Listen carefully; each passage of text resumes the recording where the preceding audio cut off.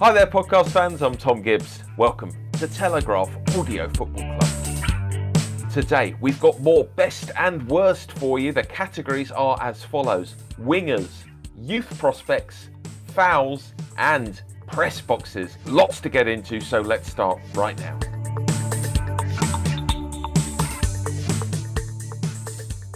Let's take you now into our series of remote audio recording facilities where I'm joined, first up, by JJ Bull. How are you, JJ? Hello, Tom. I'm doing well, thank you. What a lovely day. That's great to hear. It is a lovely day. Are you enjoying? Nice. You enjoying looking outside through a window? Yeah, I've just realised that I haven't been outside for 2 days. Oh no! But I will address that today. Everything's Good. fine.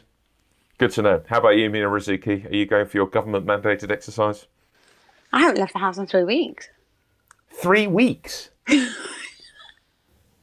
You haven't actually left the house at all? No. Oh my God. word. Well, it Wow. says stay home, save lives. That's what I'm doing. I'm staying Wow. home and I'm saving lives and I'm getting You're food deliveries and that's it. you're allowed out for exercise though, Mina. Surely once a day. I'm like a scaredy cat because I'll explain this. Because my parents live next to me and I like to go visit them. And so if I can't do that, if I'm going out. So you have been to visit them. You've been out of your house or flat Well, or they're in whatever. the same building. Oh, right. So, That is that's a scenario not many of us would want to live in the same building as our parents. But Oh my more power God, I to you, Mina. insisted on it. I actually moved closer at the time.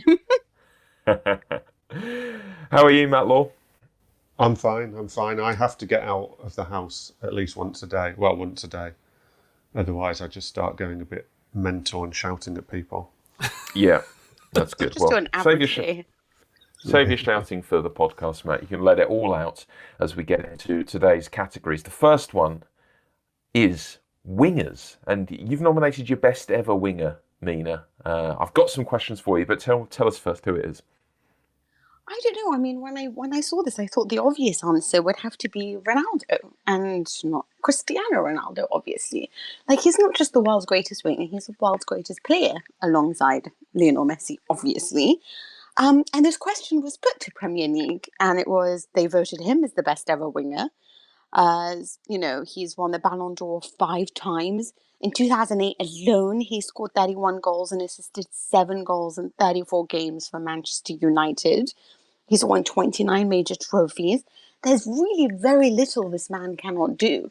And his determination and his flexibility positioning-wise, how he's adjusted to his age, the fact that he can still accelerate at a ridiculous pace to get past opponents and get the goals in, or to deliver that winning assist or that perfect cross is astonishing to watch.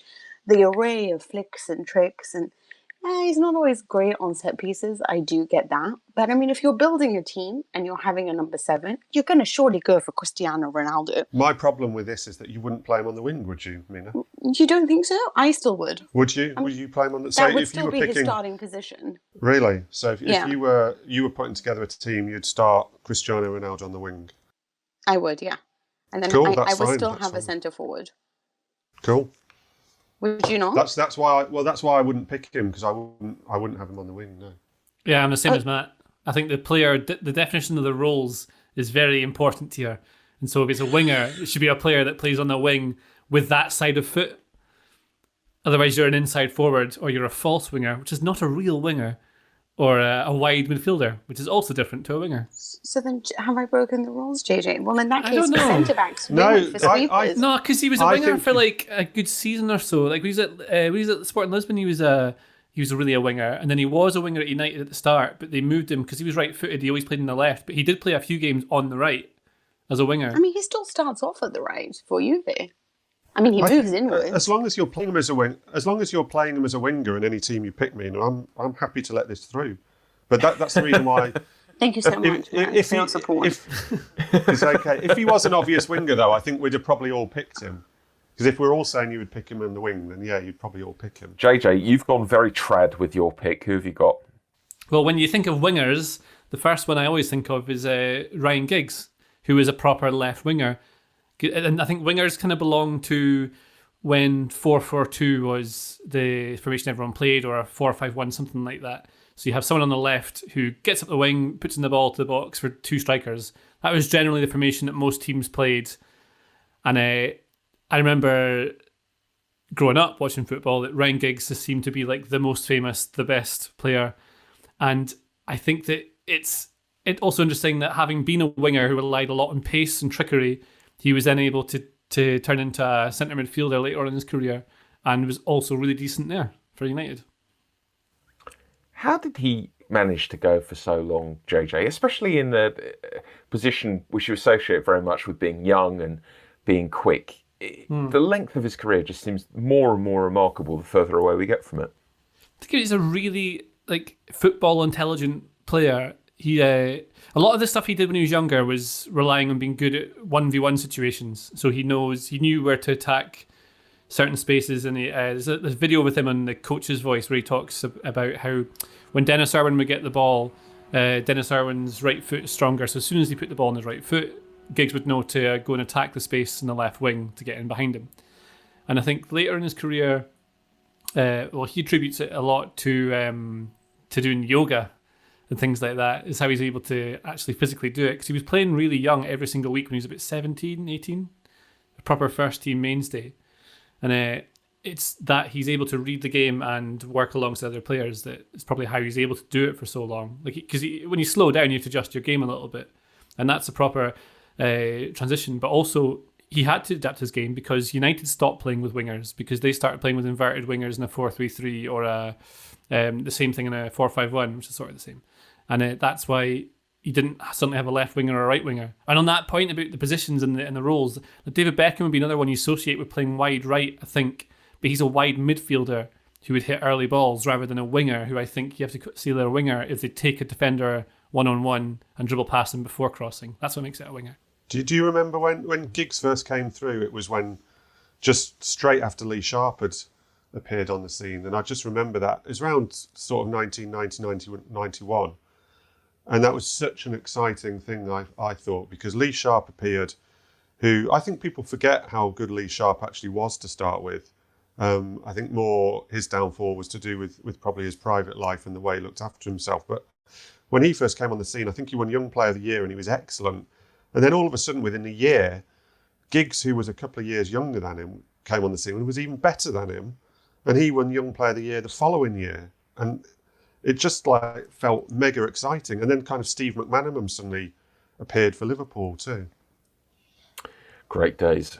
Your pick, Matt, slightly before those two for his best era. Who have you got?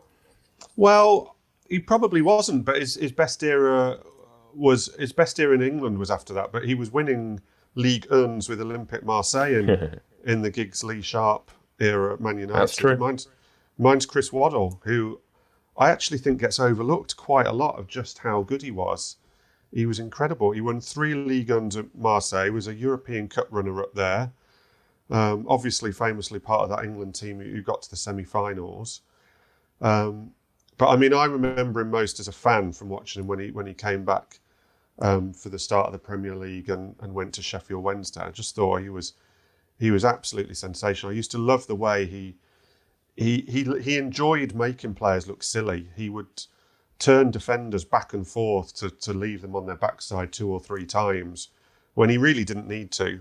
You know, I've rewatched footage of him this weekend, and he would turn round past a defender and wait for them to get up and come again and turn back them again. There's actually a great piece of footage where he leaves Ryan Giggs on his backside twice when Giggs is going up against him. And I love the fact actually as well that he wasn't quick.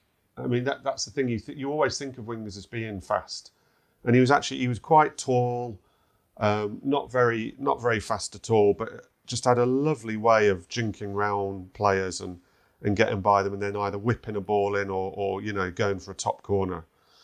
Great player to watch. Quite fun on the radio as well.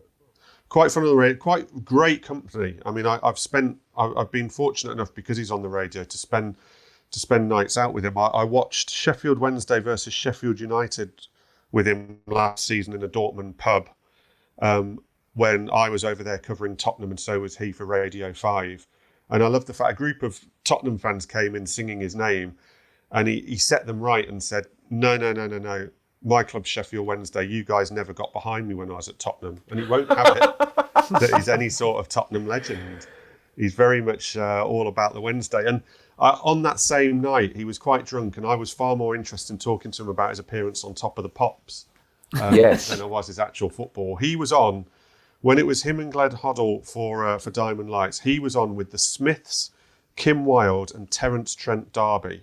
Oh my goodness. And he told me that just before the show was about to start, Morrissey basically told him and Glenn Hoddle they should stick to playing football and was very unfriendly. But honestly, when you're thinking of greatest wingers, do you was that the first name that came into your head? I just wanted to know how when you prepared. Really, over like someone, would you have 100%. considered like Ronaldinho, or? He's a 10 though. Ronaldinho as a winger at all. Yeah, he's never inside forward on the left, or he's a number 10. I thought someone like Figo would be another one that would maybe count. I mean, also, you could also have had Chris Waddle's mate, Morrissey, famous right winger, as we know well at this point. That's a great shout.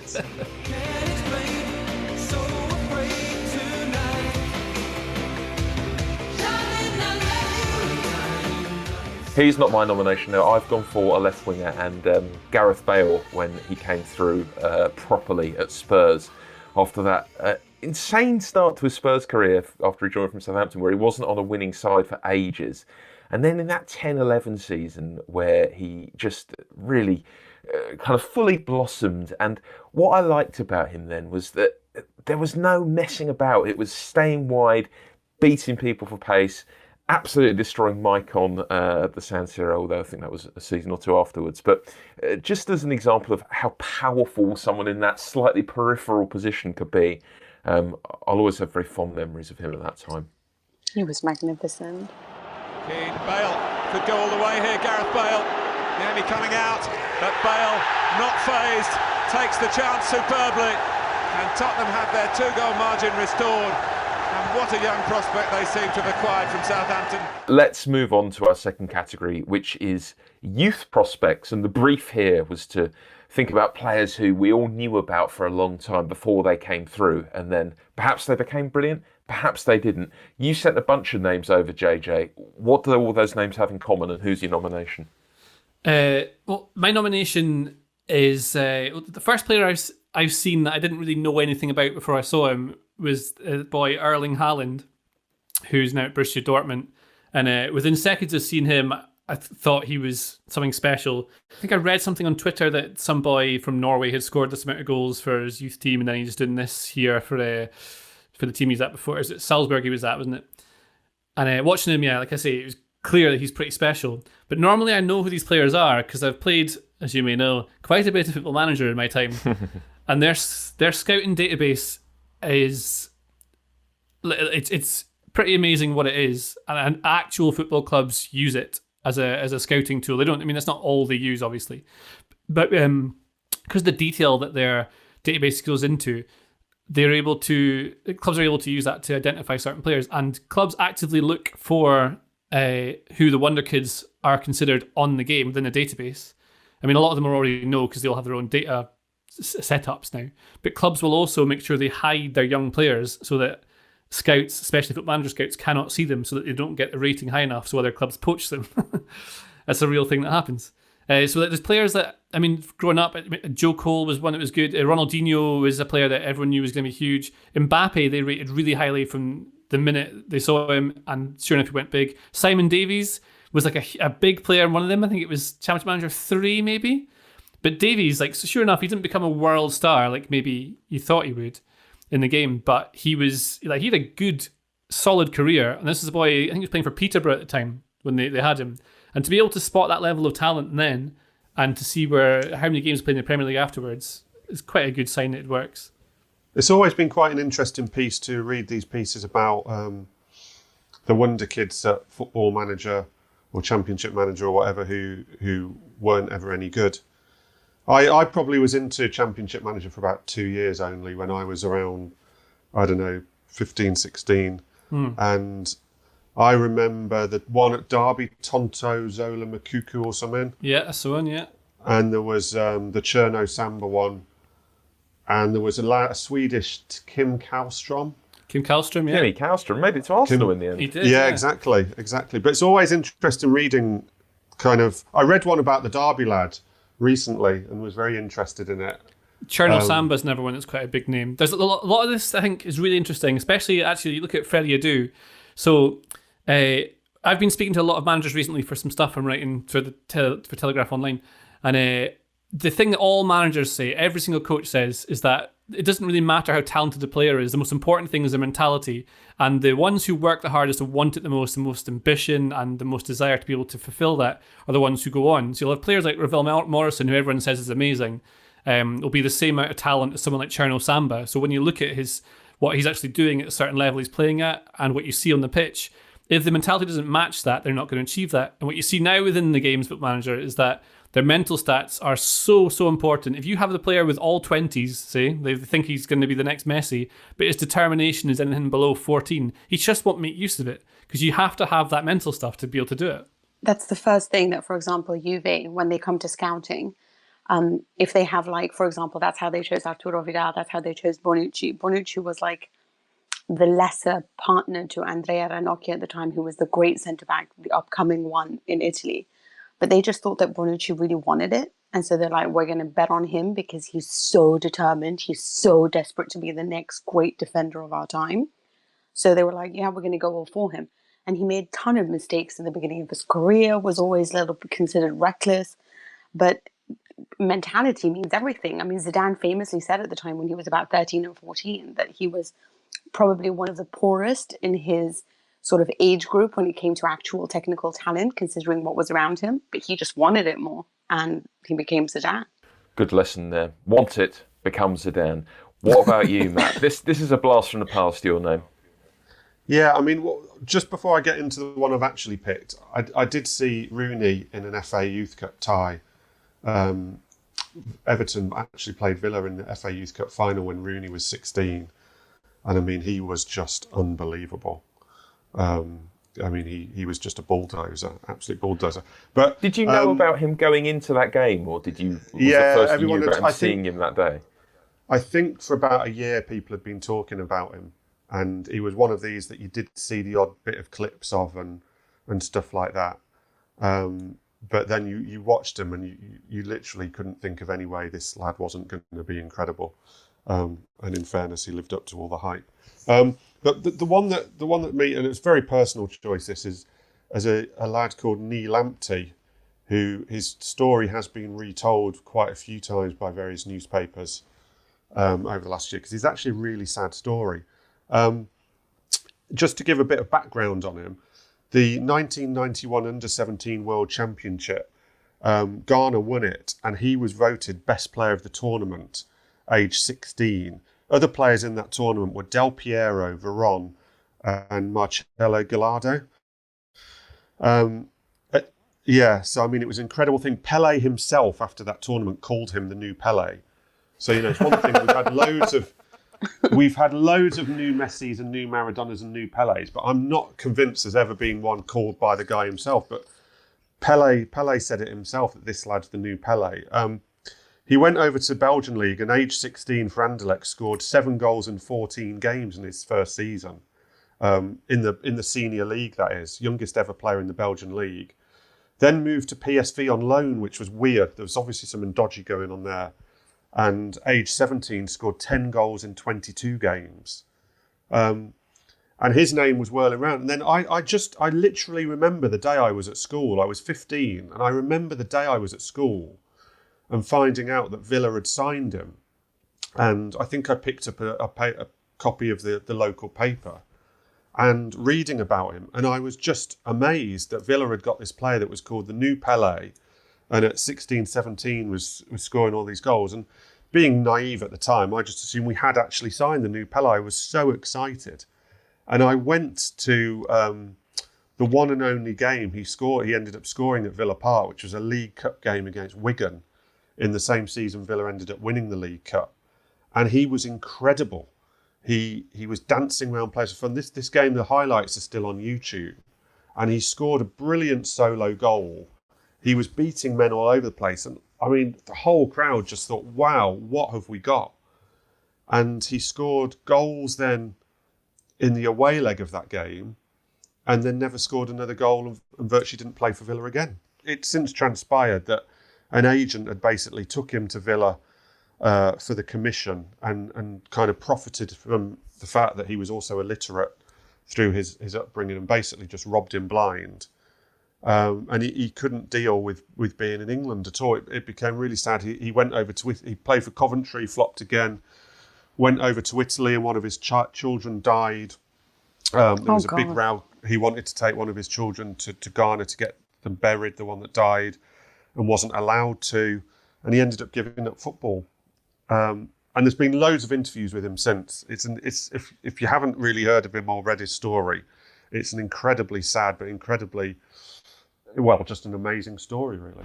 Saunders points to where he wants the ball played, but he's got the scent of glory in his nostrils here, Lamptey. And it's a goal from deep inside his own half. Neil Lamptey scores his first goal in English football, and the celebrations were just as good. Less amazing story for me, but my nomination is Joe Cole, because living in London and listening, as I did regularly, to London-based radio stations, and especially London-based football coverage, you were hearing about Joe Cole from the age of about 13, it seemed. He was one of those players who was so obviously talented at such a young age that everyone knew about him years and years before he eventually broke through. And I think he completely delivered on his promise. One of the things I like about him, and it reminded me, what you were saying about Giggs reminded me a little bit of this, JJ, that he did have peaks and troughs in his career, and he came through them, and he reinvented himself slightly. He got absolutely destroyed at times by Jose Mourinho and adapted his game. I think he was brave to go abroad when he did, and in the end, we all want to finish our career playing for the Tampa Bay Rowdies. So a great career from a very promising player. I would agree. I interviewed Joe Cole last season, and we did the interview all about the fact of being the original Wonder Kid, and I ended up feeling incredibly sorry for him about his younger days, and B, thinking it's actually incredible what he went on to achieve with the pressure. I mean, the stories he told, when on his 17th birthday, he signed his first professional contract for West Ham on the pitch, and the stadium announcer announced to the whole crowd that would be a day they would end up telling their grandchildren about, while the 17-year-old kid was signing his first professional. I mean, imagine that now, the pressure that was on. At 15, 2 years before that, he was on the back page of a Sunday newspaper, the lead story, saying that he earned more than the Prime Minister. It said that he was on £5,000 a week as a 15-year-old and that he was earning more than the Prime Minister. And he said that even teachers, not just school children at his school, were making comments about that at the time, about sarky comments about how much he was earning. So that the fact he went on to achieve what he did, I actually think is incredible, because he was put under ridiculous pressure and stress as a teenager. You just can't do that to kids. You just can't. I mean, fortunately, it's not so common anymore. But I couldn't believe it when I spoke to him about it. Then that shows. I mean, it's come back to the point we're talking about with Wonder Kids and everything. Is that Cole had that huge amount of talent, but he had the key ingredient, which was determination and the mental fortitude to come through it, which is why he did it, and so many others will just have crumbled at far less pressure. Exactly. Yours crumbled, Mina. Who have you got? Mine is, okay, so one of my first jobs as a broadcaster was to do this YouTube show. And I had to do like weird and wonderful things. And I had to speak to like random people like in different countries who would talk to you about like what was going on in their leagues. So it forced me to watch a lot more sort of world football than I would do now. And I remember at the time, like through all of this, I had started to spot like Luis Suarez in the Eredivisie, and he was just like fantastic to watch at the time. But the true talent that was shining was a kid in the Copa Libertadores in 2008 and 9, and he was called Nicolas Ladero, and he was being compared to Enzo Francescoli because he was, just as creative, just as intelligent, just as quick in thought. and his ability to be flexible and versatile and everything that he was doing at the time. So this kid was like lighting up the stage, and he was helping his team Nacional in the Copa Libertadores, got them to reach the semi-finals, was just delivering assists after like goal, and he would know when to move out to the flanks and start the overloads, or he knew when to stay central. He was a playmaker, sort of your number 10, you know? And it was like, who is this guy? Like, he was something that, when you think of Uruguay, you think of players that are firstly really physically fit, you know, stamina, like robust, capable. And there was just this guy in between who just sort of reminded you of, Francescoli, like Zidane, that number 10 that everyone wanted in their team. And he was amazing. And he was so amazing that Suarez started to talk to Ajax and was like, we need this kid in Ajax and I want him with me. And he helped in negotiations to bring Ladero to Ajax. In the 2010 World Cup, in the playoff game, Uruguay played Costa Rica. He was man of the match in the second leg. He was just this kid that was just going to blow up and be like, he was dubbed the Uruguayan Messi. And then he suffered an injury. In the World Cup, which meant that when he had reached Ajax, he didn't play a single game in the 2010-2011 season. And it just got away from him. And now he's in the MLS. I think it's like Seattle Sounders. I really don't know the team that he's with now. But it's so weird to see like everything he could have become and everything that he just didn't, because he was one of those people like, do you remember Giuseppe Rossi? Like at United? Yeah. It was just sometimes you just feel like, it just takes one or two injuries and then it's just a string of things. And then sometimes it affects your mentality as well for you to keep pushing to come back to be the player that you are.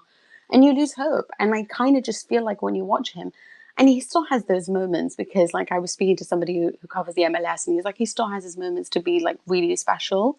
Like, he grew up with like good technical understanding. But he's just nowhere near what you thought he was going to be at the time. And for me, him and Luis Suarez were just everything. I watched them all the time. And to think like I knew like this was going to be something special. And Suarez obviously went on to have like an astonishingly amazing career. And Ladero just sort of fell away by the wayside. Yeah, a sure sign that being called the next anything is bad news. Although I do want to know, Matt, are you going to nominate anyone as the next Matt Law like Pele did? Only if they want to be quite lazy. JJ Bull reporting for duty. The answer is no, obviously. It's a shame. We'll keep an eye on your Twitter just in case. Go beyond the headlines with the Telegraph's daily coronavirus podcast, a roundup of the latest news on the pandemic from our leading journalists, with analysis on the impact on health, business and travel every weekday evening. Search Coronavirus the Latest on your podcast app. Let's move on to our third topic today, which is fouls. I'm not sure you can have a best ever foul, but maybe I'm going to be proved wrong. Matt, start us off. What have you got? I've got two, and they're both my best ever fouls. The main one that I picked was Benjamin Massing on Claudio Caniggia in the first game of the World Cup 1990, and literally for the fact that foul. If you ever say to me, think about your best foul or the worst foul ever, that is always the one that just comes to mind. I mean, that Benjamin Massing at the time, well, probably a bit later, became a bit of a sort of cult figure among me and a group of mates, just on the basis of that one challenge, which I'm sure most people are aware of. It's the last minute of the game, first game of the 1990 World Cup. Cameroon 1-up, and Argentina break. And Caniggia, from his own half, I mean, the two challenges that went in on him first would easily have been red cards if he hadn't have managed to somehow ride them. He rides one bad challenge, then gets into the Cameroon half. Someone else has a wild swing at him, which he dances over. And then Massing just comes from the side, from nowhere, and has obviously been thinking, if he gets past that guy, there's only one thing on my mind, I'm cleaning him out. And it's an assault. It's a full-on assault. I mean, there's nowhere near the ball. There's nothing in his mind other than to just clean him out and try and get through the last minute or two of the game. He obviously got sent off for it, but I think Benjamin Massing is known to people simply on that tackle alone, and again, I looked to see what he's doing now and quickly found interviews with him talking about the fact that he's quite happy about the fact everywhere he goes, everyone just says, "Oh, you're the guy who took out Caniggia." So it was kind of the game that brought Cameroon to everyone's attention because of the result, but also because of that. And in that game, other than, Roger Miller swinging his hips and things, they were a dirty team. The other one I wanted to mention as an aside, since then was Dion Dublin, both for his foul on Robbie Savage, which was an incredible two-footed challenge in a Villa versus Birmingham City game. And then he gets up, Savage is appealing for a red card, and with the referee stood next to him, Dublin just headbutts him in probably one of the clearest and best headbutts you're ever likely to see. And the fact it was on Savage made it doubly delicious. Yeah, mine's not a million miles away. I went for Harold Schumacher taking out Patrick Battiston for France in the '82 World Cup. No, yours is a million miles away. Yours is the best choice by far when I was reading through them. Thanks very much, Mina. Again, Matt used the word assault. This was an assault with a kind of airborne arse this time. Just absolutely wipes him out. Inconceivable now looking at this that he wasn't sent off. He remained on the pitch and saved 2 penalties in a shootout. So proving once and for all that goalkeepers just can do what they like. Does he mean it though? I think that you can make an argument that this was momentum and carelessness and the recklessness of the 80s rather than anything quite so cynical as Massing. Oh my God, what are you talking about? Okay, Massing was totally cynical. But in every choice that I was reading, like yours and JJ's, that I could understand the need to do all of them. Like I can understand even Luis Suarez biting people. Yeah, there's a certain level of like madness where it comes to do or die. Like, I've got to do everything that it takes. I'm going to take you out. I'm going to ruin you. I'm going to whatever it is. Yeah. But with Schumacher, firstly, he was insane during that entire game. If anyone ever wants to watch that game again, it is such a good game to watch. Yeah. He's like I'm really sorry. I'll be honest. I watched that game once and I actually went on to look at the fact if he had gone on to commit any crimes, because he has like all these sociopathic like tendencies. He just doesn't show any empathy. And it was so bizarre that you would go straight into a guy who falls straight on the floor, flat. Platini thinks he's dead. And Schumacher's just standing there like chewing his gum as if nothing's just happened. Doesn't even go to check what's happened. And then continues to perform at the highest level. And not only that, there was this incident as well with Didier 6 before where Platini tells him to calm down because he just looks at him like he's about to eat him. I'm telling you, there's something wrong. Like, that was such a bizarre game. And I just feel like because of his performances, it's the reason they didn't win the World Cup. It was just like, it's like karma. Yeah, or total exhaustion by the time they got to the final. What have you picked, Nina? I went for Nigel de Jong versus Xabi Alonso in 2010. Firstly, it was just a World Cup I didn't enjoy that much. But it was a game I didn't enjoy that much because it was just like one of those where it was so physical. It was like thousands of yellow cards dished out, 14 in general, 9 to the Dutch side, which was bizarre because you sort of wanted them to play a different game. And even Howard Webb, when he looks back on this match, always says, I couldn't get over how physical it was. But the incident happened at 25th minute, and it was described by Guy Mowbray, who was commentating it as a karate kick, and it's exactly that because Xabi Alonso is looking elsewhere, looking at the ball coming towards him from the right-hand side, and De Jong just thinks he can get it with a high boot, and he obviously ends up kicking him in the chest, effectively. And it was just like, all you felt when you watched that scene is you held your chest because you almost felt like it was happening to you. Because you're just like, oh, that was so painful, And then, nothing happened because Howard Webb at the time said that his incident was partially blocked for him and he just didn't want to take the chance of sending someone off when he hadn't seen the whole incident properly. And so De Jong stayed on. And, it doesn't matter because Iniesta won it. Does fall into the category of nothing bad can happen as long as you do it in the first sort of 10, 20 minutes of the game. Yeah. Just do what you like there because you're never getting a red card. JJ, what have you picked? The only thing I can think of straight away was Ole Gunnar Solskjaer scything down Rob Lee, Man United versus Newcastle. It's 97-98 season. And Tamuri Ketsbaya, remember him? He's Georgian, wasn't he? Yeah, he was good fun. Kicked the hell out of some advertising boards once when he scored. So he launches the ball into the opposition half. Rob Lee has the entire half to run into, isn't quite fast enough, and Solskjaer comes like a blue shell in Mario Kart, gets right up to him, takes him out. And I remember at the time, like bursting out laughing, because it's like when you do like a training game in FIFA or something, and you just push the hard foul button over and over again on the computer people. That's what he does. But he doesn't go to hurt him. He's just taking him out. So it's within the rules, sort of the game. It's obvious, you know it's a red card. As soon as you see him start to run, you know it's a red card coming. I think that's why it's funnier when it actually does. But I would have supported that all the way through. Like, well done. Well, David Beckham gives him a pat on the back as he goes off. Beckham makes a point of going over to him and pats him on the back. But I read says, well done. That apparently Alex Ferguson said that that's not the way we win at Man United. At Manchester United we never win that way. We win by fair play. Solskjaer told Solskjaer said in a magazine, he said it was an eye opener for him, because some managers would have been like, well done. I would have been applauding him. I didn't support Man United at the time, but I would have been applauding him at the time. But I think I was. It was so funny. God, just watching him dart towards him. It was great. apparently, a lot of die-hard United fans, I think, will say that moment was a moment where he became a real sort of legend within the club. That they really took him to their heart, because it meant he couldn't. It was a title running, didn't it? And it kept them alive in the title race. Yeah, they were drawn 1-1 at the time. I think Arsenal won the league eventually. But there's that kind of thing. If they'd have lost, they were out of it that day. And apparently, obviously, Solskjaer then wasn't available for the rest of the season, which had about 2 or 3 games to go. And it kept United alive, and they didn't actually end up winning it. But it apparently gave him a very special place in a lot of United fans' hearts, that tackle. I think you should watch it over again with Benny Hill music in the background.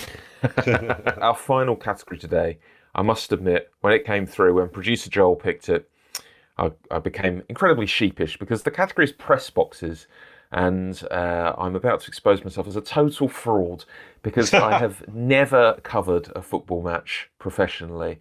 I have been to plenty of other sporting events and been in the press boxes. I've done quite a lot of NFL. So I'll have to say Wembley Stadium, just because I've done lots of NFL reporting from there, but never been in a press box as a working football journalist, because I'm from the internet. So let's move on very quickly to some more established and, let's face it, better journalists. What have you got, Mina? I haven't been to that many. Mine is probably the Bentegodi in Verona. Now, this is it's a hard thing for me, because I feel like the press box is so... it's like the moment that I felt like I became a journalist. So it's always really special for me, and I'm always really excited to be What's that like, Mina? Press conference. It was... because, like... At the time, it's like, I know how you feel. Like, at the time, like, you do all of this work, but then you enter it and then you're like, hi, I'm press. There's a certain prestige to it that I've got to say, when I felt it, I was like, oh, I love every press box that I'm in. I just feel like I'm so part of the show when I'm doing this. But there was only one time when I was like, I don't care if I get sacked. And that was at the Bentegodi, because it was a game that was in August at the time. And it was about 42 degrees and there's no AC. So when the different coaches would come and talk to you, it's like millions of people staffed, no regard for social distancing. And it would just be and it's obviously like really old stadium. So everything is very like about to fall apart. So you're sort of watching yourself because you're really scared half the time that you're going to die. But I just remember feeling like I had to just sit there and pour water down my head, like over and over again while I was watching the match. And afterwards, when it came to having to ask, like, and listen to what the coaches had to say in their post-match conference, I was like, there's just no way I'm going into that room, because just inside the room, someone said it was 53 degrees. It was that hot to be inside that stadium in August. And being in a stadium like that and then seeing stuff like, even the ones that we don't like in London or in England in general from Arsenal or whatever it is that people always comment on. When you just compare it to something like Juventus Stadium, where everything is so professional and high level, it's so bizarre to think these stadiums, but then they have so much other stuff to them that makes them so beautiful, like the views or the fact that they're surrounded by such nice things to look at. But yeah, that was for me like the most horrendous thing. And honestly, I had finished about 4 bottles of water on top of my head, and the cameraman was carrying my bag and my shoes because I was walking around barefoot because I thought I was going to die at that point. Very upset you've badmouthed my beloved Hellas Verona, Mina. JJ, what have you got? Well, like you, Tom, as you know, I am from the internet and not a real journalist or person. And but going to Arsenal, I managed to go to see Arsenal play in the press box. Anyone who's not been a football writer, you know, trying to get into it and stuff like that, it's very much what's the phrase? Imposter syndrome, where you walk into this place, you're going to the Emirates, and you're walking like, what the hell am I doing? They're letting me in? What? And then you go through this, they give you a badge. It's like, why is my name on this? Walk through, and all the people are there. You see all the famous journalists that you know, and you people on the TV. Then you sit down as though you're really meant to be there, and you're watching the game, and you're pretending to write in the laptop. And then the game happens, you file your thing, you go into the press conference bit afterwards, and the manager's sitting like 10 metres away from you. Now, still, I've done it a good few times now, but still now, I don't lose that kind of excitement of it. It's so... it's incredible. Having wanted to do this forever and then being able to do it is an amazing feeling. But Arsenal was where I first realised that I could do this. This is a thing I can do. And it was really cool seeing Arsene Wenger so close. The view from the press box is nice. They have nice food. Often, people always talk about that at Arsenal. They have nice food. And also I can walk there from my house. And that's why. Yeah, can't argue with any of that. Come on, Matt. You're proper. What's your pick? Yeah, mine's not so much a press box in the end. My most memorable one is Kazakhstan away 2009. It was England's first ever game in Kazakhstan during the World Cup campaign for the 2010 World Cup. And there was a lot made of it at the time because obviously, you know, sort of weary Borat jokes being made in the press, and no one knew what to expect when they got to Kazakhstan. And it was huge for Kazakhstan, and they laid on the best. And it was obviously a famous England. There were a lot of famous, you know, it was one of the kind of starry type England teams at the time. And I mean, it was a bizarre trip. I mean, just to try and give a sense of what this trip was like before I take you into the press box. I mean, first of all, the Kazakhstan press had invited the English press for a game, I think the day before the actual match, which isn't in itself particularly remarkable. It often used to happen. It doesn't happen quite so much these days. But what was weird is when we turned up, we were at this kind of almost this little mini stadium. People had turned up to watch. And it quickly became apparent it was being beamed live onto television, which was slightly off-putting. We had to do full national anthems with, I'd probably say, about 1,000 people watching, TV camera crews filming us. And we got thrashed. And we were like, afterwards, are we that bad? Or what's gone on here? And we subsequently found out that the supposed Kazakhstan press were all a team of pros. They didn't play for Kazakhstan, but they played in the Kazakhstan League. So it wasn't that surprising we got thrashed. Henry Winter, formerly of the Telegraph, scored an excellent headed own goal live on Kazakhstan television. So, and then the day of the game, we all got taken out by the mayor of Almaty for lunch. And it wasn't any sort of normal lunch. It was about a 12-course lunch, this banquet. And he insisted that everybody drink a shot of the local rocket-fueled alcohol between every single course. Oh my God. Wouldn't have it that it mattered that we were meant to be working that night. So it was all going a certain way. And then we get to the game and we get to the stadium, which is obviously a fairly basic stadium by English standards. And it turns out that the Kazakhstan FA have sold the English press seats for vast amounts of money to people who could sit in the press box. So we get there and there's no seats for us, and no one in these seats is going to move for us. So a massive kind of row erupts between members of the press and Kazakhstan locals and Kazakhstan FA. And the English FA head of communications, Adrian Bevington, got involved, and he ended up just managing to source about probably 30 chairs, and to the amazement of the fact that the Kazakhstan FA allowed it, just lined them up on the side of the pitch on the touchline. And we all just sat on the side of the touchline. John Cross of the Daily Mirror still has a picture of this on his Twitter bio, of a section of this. And we're literally just sat on chairs on the side of the pitch. By the way, that's like the best angle. It's the worst angle for actually trying to write about a game. I mean, it was very interesting, but it's actually a terrible angle to try and write about a game because you're kind of at thigh height of most of the players. It's very difficult to watch. And obviously, with a laptop on your lap, you can't help but be worried for the entire 90 minutes that someone's going to smash it. And I do remember in the pre-match warm-up, Ashley Cole, who by this stage of his career had developed a very healthy dislike of the English press, in the warm-up, he smashed a ball straight towards us. Which he obviously found hilarious, trying to take someone out. And yeah, it was the most bizarre trip and incredible way to try and cover a match. And I think a lot of people ended up, I think England won the game 4-0. And I think if you were to look back, a lot of the match reports would centre heavily on actually the way we watched the match rather than the match itself. Yeah. One of the things that blew my mind sitting in the press box, I didn't realise, and this might be obvious to other people who aren't me, but I didn't realise that the commentators, like for radio and TV, are just sat behind you or beside you. You walk in, you've got John Motson or Martin Tyler sitting there doing commentary. I couldn't believe it. It was the coolest thing. You have to be careful about that as well. Yeah, it's really good if they're speaking English, but it's terrible if they're speaking a language that's like 50 miles per hour and you don't understand. Go.